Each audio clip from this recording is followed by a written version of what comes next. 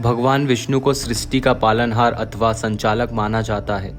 यह बात तो हम सभी जानते हैं कि भगवान विष्णु के 10 अवतारों में से एक अवतार मत्स्य अवतार है। उन्होंने यह स्वरूप सृष्टि के अंत में लिया था। बता दें कि जब प्रलय आने में कुछ ही समय बचा हुआ था, तब उन्होंने सृष्टि के उद्धार के लिए यह स्वरूप धारण किया था। शास्त्रों में वर्णित भगवान विष्णु के सभी अवतारों के पीछे कुछ न कुछ उद्देश्य अवश्य छिपा हुआ है और उनसे जुड़ी अद्भुत कथाएं भी ऋषि एवं मुनियों द्वारा वेद ग्रंथों में वर्णित की गई हैं, जिसका श्रवण और पाठन आज भी किया जाता है। आज की इस वीडियो में आप जानेंगे कि क्यों भगवान विष्णु ने मत्स्य अवतार लिया था और कैसे उन्होंने अपनी सृष्टि को बचाया था। अगर आप इस चैनल पर नए हैं तो आगे बढ़ने से पहले चैनल को सब्सक्राइब करना ना भूलें। एक मान्यता के अनुसार एक राक्षस ने जब वेदों को चुराकर सागर की अथाह गहराई में छिपा दिया, तब भगवान विष्णु ने मत्स्य अवतार धारण करके वेदों को प्राप्त किया और उन्हें पुनः स्थापित किया। एक बार ब्रह्मा जी की असावधानी के कारण एक बहुत बड़े दैत्य ने वेदों को चुरा लिया। उस दैत्य का नाम हयग्रीव था। वेदों को चुरा लिए जाने के कारण ज्ञान लुप्त हो गया। चारों ओर अज्ञानता और अंधकार फैल गया और पाप तथा अधर्म का बोलबाला हो गया।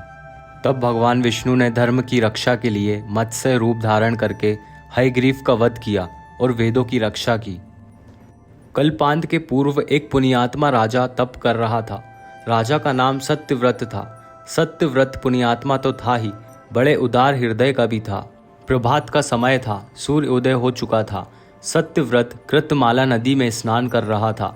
उसने स्नान करने के पश्चात जब तर्पण के लिए अंजलि में जल लिया, तो अंजलि में जल के साथ एक छोटी सी मछली भी आ गई। सत्यव्रत ने मछली को नदी के जल में छोड़ दिया। मछली बोली, राजन, जल के बड़े बड़े जीव छोटे छोटे जीवों को मारकर खा जाते हैं। अवश्य कोई बड़ा जीव मुझे भी मारकर खा जाएगा। कृपा करके मेरे प्राण की रक्षा कीजिए। सत्यव्रत के हृदय में दया उत्पन्न हो उठी। उसने मछली को जल से भरे हुए अपने कमंडल में डाल लिया। तभी एक आश्चर्यजनक घटना घटी। एक रात में मछली का शरीर इतना बढ़ गया कि कमंडल उसके रहने के लिए छोटा पड़ने लगा। दूसरे दिन मछली सत्यव्रत से बोली, राजन, मेरे रहने के लिए कोई दूसरा स्थान ढूंढिए, क्योंकि मेरा शरीर बढ़ गया है। मुझे घूमने फिरने में बड़ा कष्ट होता है। सत्यव्रत ने मछली को कमंडल से निकालकर पानी से भरे हुए मटके में रख दिया। यहाँ भी मछली का शरीर रात भर में ही मटके से इतना बढ़ गया कि उसका मटका भी उसके रहने के लिए छोटा पड़ गया। दूसरे दिन मछली पुनः सत्यव्रत से बोली, राजन, मेरे रहने के लिए कहीं और प्रबंध कीजिए, क्योंकि मटका भी मेरे रहने के लिए छोटा पड़ रहा है।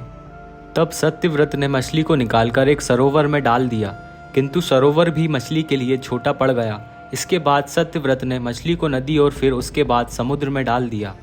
समुद्र में भी मछली का शरीर इतना अधिक बढ़ गया कि मछली के रहने के लिए वह छोटा पड़ गया।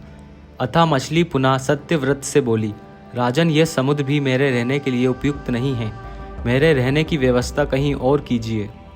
अब सत्यव्रत विस्मित हो उठा। उसने आज तक ऐसी मछली कभी नहीं देखी थी। वह विस्मय भरे स्वर में बोला, मेरी बुद्धि को विस्मय के सागर में डुबो देने वाले आप कौन हैं?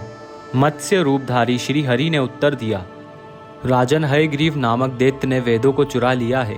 जगत में चारों ओर अज्ञान और धर्म का अंधकार फैला हुआ है। मैंने हयग्रीव को मारने के लिए ही मत्स्य का रूप धारण किया है। आज से 7वें दिन पृथ्वी प्रलय के चक्र में फिर जाएगी।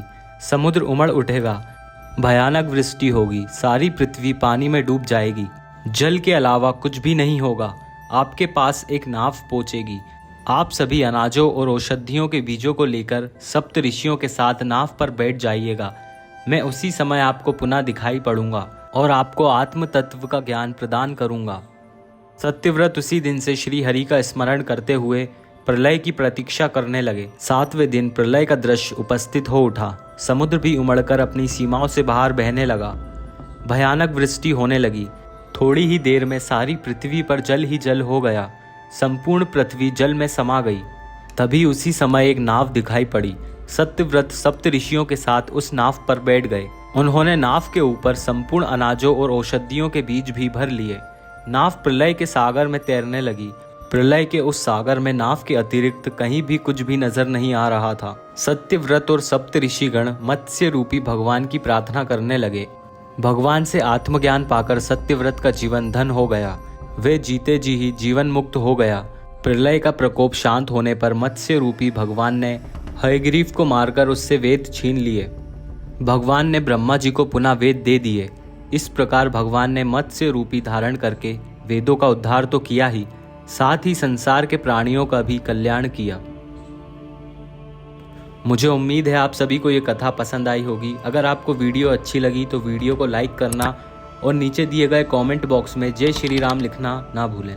दोस्तों, अगर आप अनसुनी दिलचस्प पौराणिक कथा प्रेमी हैं तो चैनल को सब्सक्राइब करना ना भूलें।